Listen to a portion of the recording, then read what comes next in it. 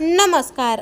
70 आणि 80च्या दशकातील आपल्या बोलक्या डोळ्यांनी आणि सहज अभिनयाने प्रेक्षकांच्या मनावर अधिराज्य गाजवणाऱ्या ज्येष्ठ अभिनेत्री मधु मल्होत्रा यांचे दुःखद निधन झाले आहे.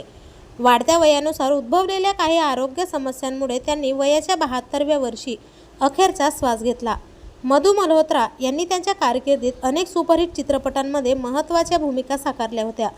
विशेषतः सहाय्यक अभिनेत्री म्हणून त्यांनी आपली एक वेगळी ओळख निर्माण केली होती. त्यांनी अमिताभ बच्चन, ऋषी कपूर यांच्यासारख्या दिग्गज कलाकारांबरोबर काम केले.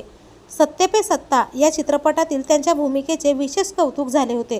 तसेच सुभाष घई यांच्या कर्ज या चित्रपटात त्यांनी महत्त्वाची भूमिका साकारली होती.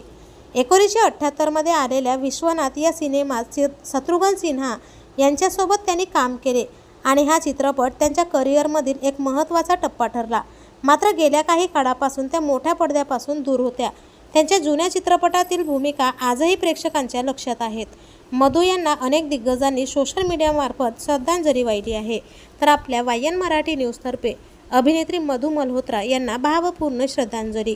मनोरंजन विश्वातील अशाच नवनवीन अपडेट्ससाठी चॅनलला अजून तरी सबस्क्राईब केलं नसेल तर नक्की सबस्क्राईब करा.